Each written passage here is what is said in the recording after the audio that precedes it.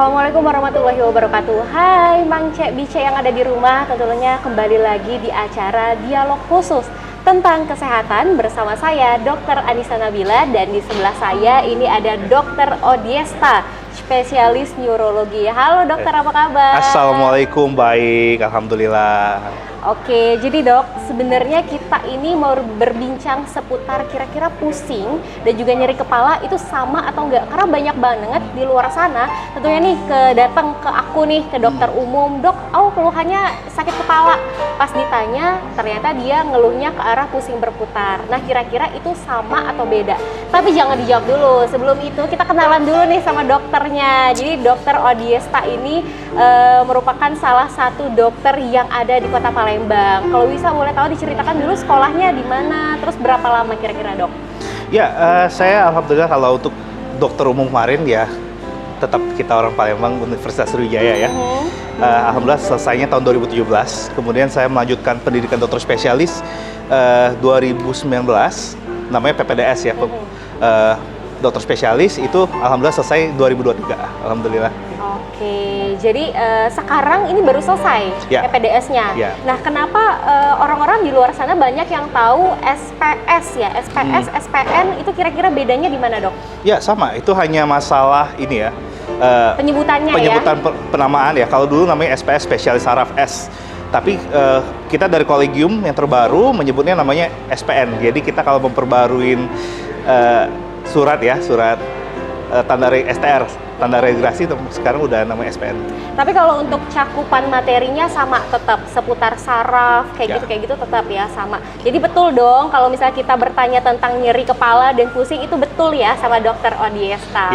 Oke dok, sebelum lebih lanjut ya, lebih klimaks lagi, ini kan sekolah tuh lama ya dari 2017, 2023 selesainya. Kira-kira selama sekolah itu sering nggak sih mengalami hambatan, kendala, atau mungkin harus ada support system di situ?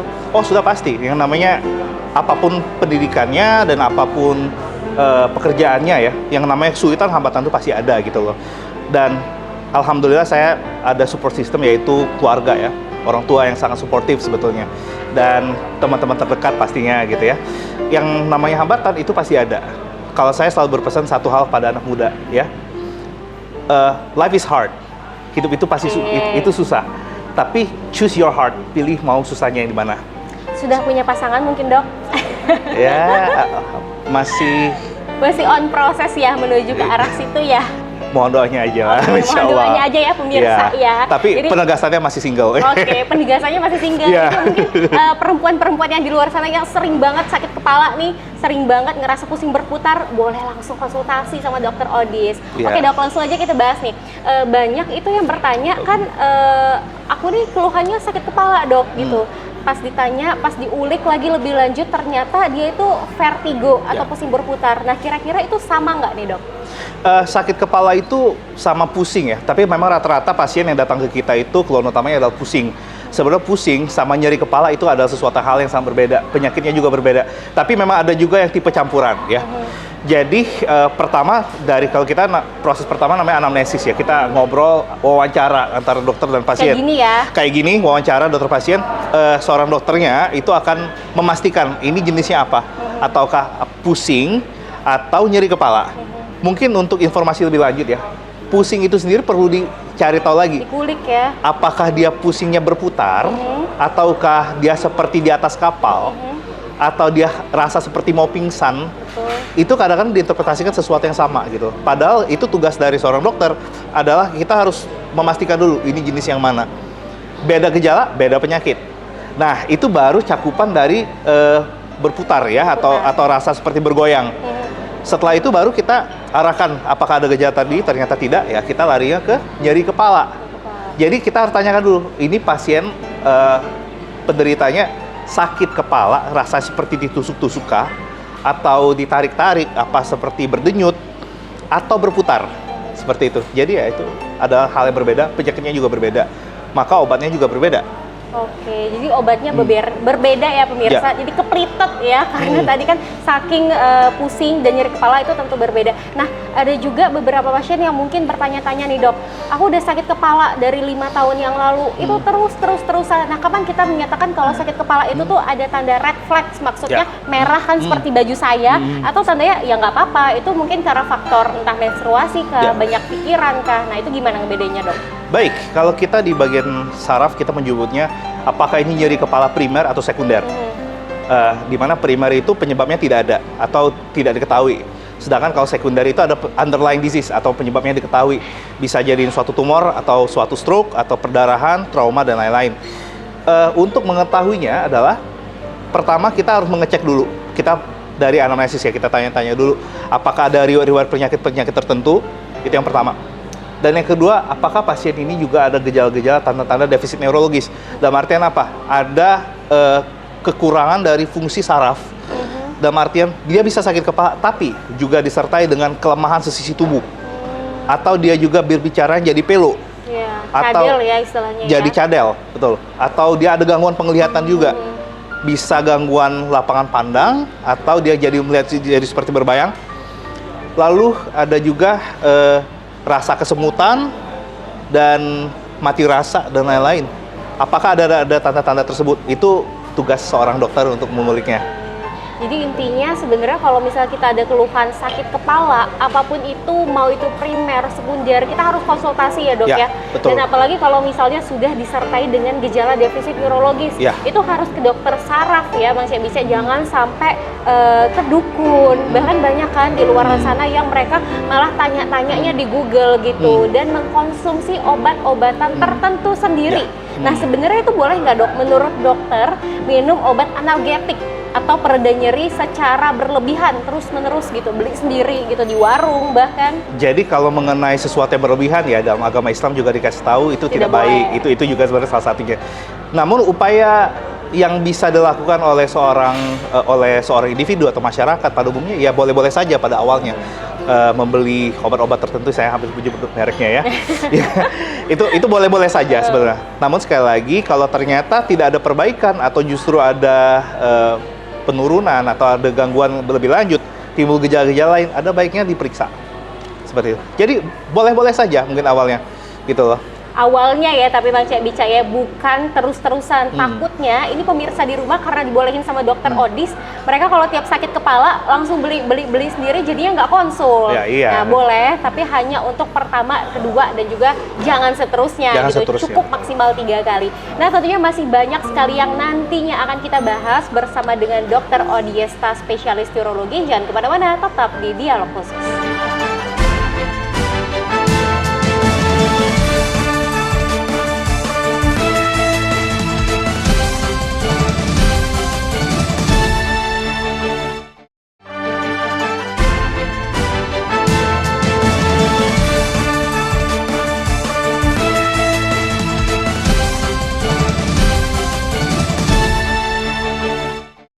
Ya, kembali lagi bersama saya, Dr. Anissa di Dialog Khusus dan masih dengan Dr. Odiesta, spesialis neurologi.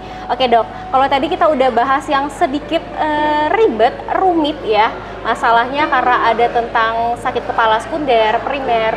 Nah, kalau aku lihat di sosial media ya nih, Dok ya, banyak juga yang mengeluhkan kalau dia setelah minum kopi, minum teh, makan yang pedas, makan yang asam-asam, atau mungkin faktor stres nih, biasanya di range usia 25 tahun, 20 tahun, itu dia langsung ngeluh kepalanya muyeng, rasanya pengen sempoyongan, pengen jatuh. Nah, itu kira-kira faktor utama penyebabnya apa nih, Dok?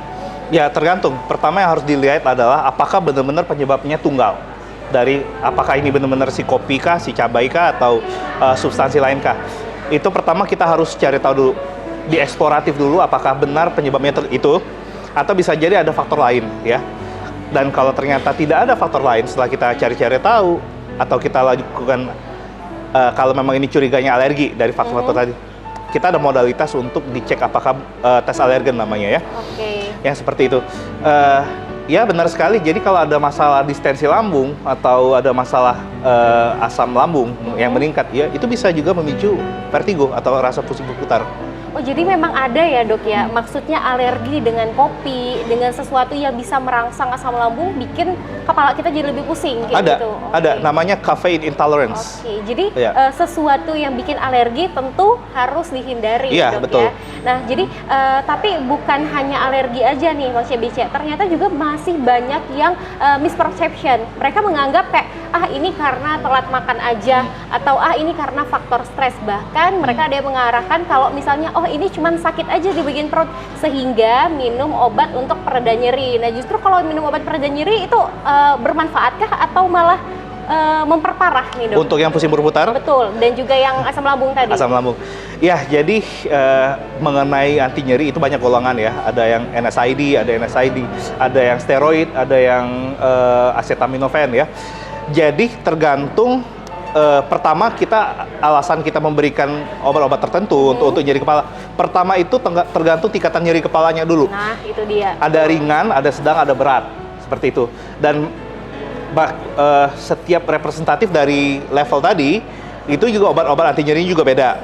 Itu yang pertama. Dan yang kedua, apakah pasien ini mampu diberikan obat-obat anti nyeri tadi? Karena efek samping dari obat itu sendiri, Mang Cebice, itu juga adalah pedih pada lambung. Nah, itu dia, betul. Keywordnya jadi sebenarnya kita itu nggak boleh minum obat tanpa saran dari dokter ya. Apalagi tentunya dokter juga ada spesialisasinya yang tentunya mereka bisa mengarahkan secara khusus mana yang memang direkomendasikan, mana juga yang tidak untuk direkomendasikan. Nah nih dok, kita kembali lagi ke sakit kepala sekunder tadi. Kalau misalnya dokter bilang sakit kepala sekunder ini kan pasti ada faktor penyebabnya nih. Nah kira-kira pemeriksaan lanjutan apa yang akan dilakukan gitu untuk ini karena penyebabnya si A, ini penyebabnya si B gitu. Baik, ini pola anamnesis ya artinya ya, pola dari kita mendiagnosis ya. Pertama kita lihat dulu, kita keluhan utamanya nyerinya seperti apa, di bagian mana, itu juga penyakitnya juga beda ya. Lalu kalau misalkan dia perempuan, di usia produktif kita lihat dulu apakah sedang menstruasi atau tidak. Kalau pada laki-laki apa dia ada faktor-faktor lainnya seperti itu. Mungkin dasarnya dari kita wawancara dulu nih, sejak kapan keluhannya, terus diperberat dengan apa, diperingan dengan apa. Terus ada penyebab-penyebab lain nggak yang saya bilang tadi, ada gangguan-gangguan saraf atau tidak, seperti itu ya. Lalu kalau untuk awalnya mungkin kalau misalkan nyerinya, keluhan utamanya saya sakit kepala dok kalau setiap melihat layar handphone. Nah iya tuh, atau layar TV. Itu juga kita ada beberapa, kami dokter juga kita dokter akan berpikir, ini bisa jadi ini penyebabnya, seperti itu. Tapi kalau sudah mencuriga ke salah satu, yang banyak ya ini, Mang Cebice, modalitas kita ya kita selain kita periksa dulu fisiknya dari tanya jawab, anamnesis, lalu kita pemeriksaan fisik, kita cari tahu dulu apakah benar ada tanda-tanda yang kita kecurigaan situ. Kalau memang ternyata tanda-tandanya ada, contoh misalnya pupilnya pupil di matanya itu jadi lebih tidak reaktif sebelah, atau ada penurunan visus atau pandangan. Itu kemudian bisa kita lanjutkan dengan ya tes konfrontasi, tes lapangan pandang, lalu CT scan kepala, gitu. Atau kalau memang pasien ternyata ada kejang juga ya kita akan rekam listrik otak (EEG).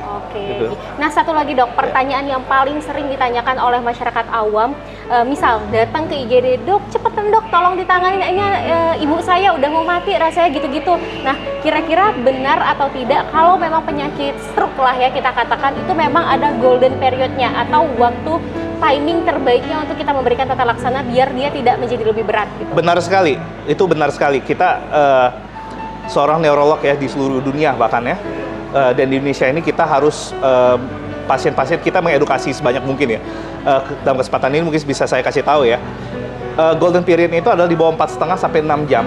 Dalam artian kalau pasiennya kejadian jam 10 pagi, itu harus segera langsung dibawa ke rumah sakit, bukan klinik, ke rumah sakit yang ada CT scan-nya, supaya segera di CT scan kepala. Kalau bisa door to needle, dalam artian pasien dari ketika di scan kepala, ternyata ada penyumbatan di kepalanya. Dalam 60 menit itu kalau bisa sudah kita masukkan obatnya untuk mengencerkan darahnya itu. Diharapkan penyumbatan yang ada di kepala lepas. Diharapkan seperti itu ada golden period-nya. Hanya saja kebanyakan problem yang kita hadapi di lapangan adalah kebanyakan masyarakat tidak tahu gejala dari stroke itu sendiri. Nah iya juga memang masyarakat tuh mungkin beranggapan nggak apa-apa dok, si ibu cuma ngantuk-ngantuk doang kayak gitu, cuman dia kayaknya belum makan. Padahal itu merupakan salah satu gejala ya dok ya, mungkin bisa memicu terjadinya penyakit stroke itu sendiri. Nah mungkin boleh dokter sedikit jelaskan kepada Mang Cek Bice yang ada di rumah, kira-kira gejala-gejala awam apa saja sih yang mungkin terjadi kalau misalnya pasien itu akan mengalami stroke? Gampangnya gini, ingat aja, segera. Senyumnya asimetris atau tidak simetris. Gerakan separuh tubuhnya lemah separuh tubuh. Dan bicaranya jadi pelo. Segera, secara tiba-tiba. Ada gejala tadi, ada salah satu aja. Mulutnya jadi mengot, bicaranya jadi cadel atau pilu, dan gerakan separuh tubuhnya jadi melambat. Secara tiba-tiba, yang tadinya sehat walafiat, langsung bawa ke rumah sakit. Jadi segera ke RS. Oke, jadi memang yang paling penting itu segera dan juga waktunya 4,5 jam sampai dengan 6 jam ya semaksimal-maksimalnya. Dan tentunya masih banyak lagi yang akan kita bahas Mang Cek Bice dengan Dr. Odiesta, spesialis neurologi ya. Spesialis neurologi terbaik ya di Sumatera Selatan, Palembang, amin. Dan kemana-mana tetap di Dialog Khusus.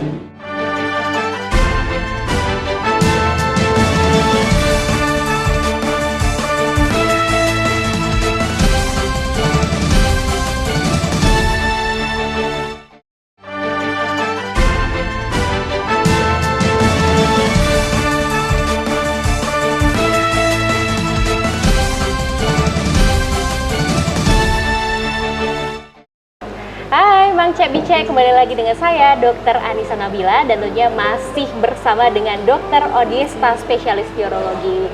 Nah dok, tadi perbincangan yang cukup seru ya, jadi memang diakhiri dengan segera ya, segera untuk gejalanya, keluhannya, dan juga segera untuk membawanya ke rumah sakit, bukan ke klinik ya. Kebanyakan orang itu bawa dulu ke klinik, gak apa-apa dok, tolong, emang dokter dukun kali ya, langsung bisa ditata laksana, tentunya nggak bisa. Nah dok, kalaupun misalnya nih si pasien ini udah ternyata oh iya dia kena stroke gitu, dia mulutnya mencong sebelah dan harus ditata laksana sama dokter Odiesta. Nah kira-kira apakah mungkin dia bisa kembali lagi seperti normal atau mungkin dia akan mengalami kecacatan? Ya baik, jadi kita berbicara mengenai outcome ya, outcome. Jadi pertama itu kita akan assess dulu, kita akan nilai dulu tingkat keparahan dari stroke-nya itu sendiri seperti sejauh mana ya tingkat keparahannya. Lalu domain-domain apa aja yang terganggu? Ada domain motorik, domain sensorik, memori, behave, gangguan perilaku dan lain-lain. Itu semua menjadi PR gitu loh. Jadi untuk fase awal, untuk tata laksana yang pertama ya kita atasi kegawat daruratannya dulu. Itu yang pertama gitu ya. Mungkin pasien dan juga tergantung dari stroke-nya apa. Ada stroke itu ada penyumbatan dan ada stroke perdarahan di otak gitu. Dan itu berbeda penanganan. Namun bagaimana kelanjutan yang tadi, yang kita lakukan adalah setelah sudah lewat fase kritis tadi, yang kita lakukan adalah fase tersier namanya, itu rehabilitasi. Jadi kalau memang ada gangguan dari berbicara, bicara pelo, maka kita akan terapi speech therapy. Lalu kalau misalkan ada gangguan berbahasa atau pasien ini jadi lupa-lupa dan lain, itu juga ada terapi gitu. Jadi tergantung dari berat ringannya yang kita hadapi seperti itu. Mungkin yang diharapkan ke pasien adalah mungkin lebih banyak mengerti ya. Kalau prosesnya mungkin tidak mudah. Nah betul sekali, jadi memang tentunya terapinya itu bukan hanya pada saat itu saja pemirsa, jadi memang itu berkelanjutan, primer, sekunder, dan juga tersier. Nanti biasanya kalau sudah ditata laksana dengan dokter Odiesta, tentunya akan kembali lagi dan untuk kontrol ya dok ya, dan kontrolnya itu tentu nanti mungkin akan direfer ataupun kita konsultasikan kembali dengan dokter rehab medik kayak gitu, karena memang akan di terapi lanjutan. Nah kalau tadi kita udah berbincang mungkin gejala, hal apa saja yang harus kita lakukan. Kira-kira nih dok, penyebabnya apa yang mungkin harus kita hindari dari nyeri kepala, stroke, dan juga pusing berputar selain kopi dan juga teh tadi? Apakah mungkin faktor resiko seperti darah tinggi, kencing manis, dan sebagainya itu sangat mempengaruhi dok? Ya, ada kata mutiara yang mengatakan bahwa dokter spesial saraf itu seperti gawang ya, seperti kiper ya di sebuah gawang permainan bola seperti itu. Sedangkan striker dan lain itu dokter-dokter yang lain, penyakit dalam, ada THT dan macam-macam. Tapi faktor resiko yang paling sering yang seharusnya dihindari yaitu tadi darah tinggi, ya darah tinggi, kencing manis ya. Harus tahu gejala dari kencing manis dulu apa. Kadang sometimes orang datang ke kita itu gula darahnya udah tinggi sekali. Lalu ada sakit ginjal ya, sakit ginjal, sakit jantung, terus asam urat dan kolesterol, terus untuk pencegahan stroke primer itu hindari yang namanya rokok. Oke. Rokok, Jadi memang begadang. iya, begadang juga itu. Iya, ada lagunya kan? Sekolah dulu sering begadang nggak? Iya, tentu. Kita pinter ya buat ngasih tahu ke masyarakat, jangan ngerokok, jangan begadang. Tapi dokternya sendiri begadang. Ini Begadang. apa, Dok? Oh, teh ya. Iya, gitu. ini. Tehnya sehat. Oh, teh sehat ya. Herbal Sebenarnya tea. kalau minum kopi sama teh itu nggak apa-apa ya, Dok ya, asal makan nasi dulu gitu. Ya. Dan yang penting nggak ada alergi terhadap Ya. kopi ataupun kandungan itu sendiri. Nah, jadi Mang Cebice itu tuh yang paling penting, darah tinggi, kencing manis, merokok ya, dan juga faktor begadang itu salah satu faktor predisposisi atau faktor resiko yang bisa memperparah atau timbulnya suatu penyakit itu. Sebenarnya kenapa sih, Dok, kalau dari darah tinggi, kencing manis itu bisa menyebabkan stroke? Apa nanti dia ada sumbatan atau gimana? Atau malah ngerusak pembuluh darah atau gimana, Dok? Ya, jadi mekanismenya dia bisa memicu kerusakan dari endotel ya. Endotel itu ada pembuluh darah. Jadi bayangin aja seperti pipa ya. Jadi penyakit-penyakit tersebut itu bisa menyebabkan pembuluh darahnya jadi bahasa mudanya rusak lah gitu. Rusak, Sehingga ya. dia yang fungsi elastis dia yang dia harusnya dia bisa melebar atau dia menyempit untuk pada kondisi tertentu jadi terganggu. Oke. Sehingga dia ketika dia harusnya melebar dia malah menyempit, di saat yang sama ada trombus ya atau emboli lewat, nyumbet, jadi stroke. Nah, dan yang paling sering dan paling parah itu di otak ya, Dok ya. Iya. Karena kalau misalnya sudah sumbatan udah mati berarti ya. Makanya yang dibilang sama dokter Odista tadi bisa ke motorik dan lain sebagainya. Oke, dan tentunya juga kalau misalnya penyakit stroke ini ada nggak sih, Dok, yang beberapa dari mereka itu terjadi pada usia muda? Ada. Oke. Banyak. Kenapa tuh, Dok? Itu yang jadi PR kita ya. Secara epidemiologis ternyata angkanya semakin modern. Dunia saat ini justru angkanya semakin meningkat. Mungkin karena faktor gejala atau faktor scan atau penunjang ya mungkin ya. Tapi mungkin kami mencurigai salah satunya adalah dari lifestyle. Oke. Dari lifestyle terus ada kelainan-kelainan genetik yang menyebabkan seseorang bisa ada kelainan pembuluh darah. Itu juga ada. Selain lifestyle ditambah itu terus sedentary life, kebanyakan ternyata angka obesitas juga meningkat ya. Sehingga mereka-mereka kolesterol pada usia muda juga banyak. Belum lagi kebiasaan merokok juga kan anak-anak muda zaman sekarang ya. Dan juga mungkin minimnya edukasi satu lagi ya mungkin ya. Tapi sekali lagi kalau kenanya di usia muda itu biasanya bawaan dari lahir ya. Itu juga bisa. Karena contoh yang paling dekat ini Ashraf Sinclair itu, Dok, Ya. contohnya. Dia itu kan sering olahraga kayak gitu. Ada beberapa juga yang menyatakan karena penyakit jantung kayak gitu, dan juga itu bisa juga karena kelainan darah. Nah, itu ternyata bisa ya, Dok, ya, terjadi walaupun dia udah olahraga secara rutin gitu ya. Bisa. Mungkin sudah ada timbul gejala ya. Saya yakin itu mungkin sudah timbul ada gejala, tapi kembali lagi ke kepribadian ya. Mungkin ada yang mengatakan gejala tersebut, mungkin ada juga yang tidak suka mengeluh. Itu sih ya. Oke, Bang Cebice. Jadi memang kalau penyakit ya, kita berbicara tentang penyakit itu sesuatu hal yang sangat penting atau fundamental.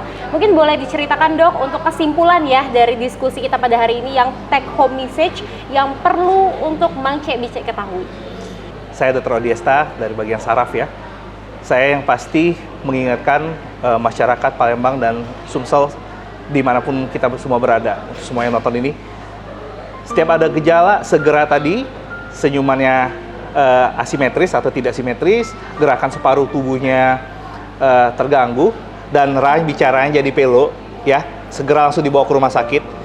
Terus mungkin tidak harus jadi spesial saraf atau apapun itu ya.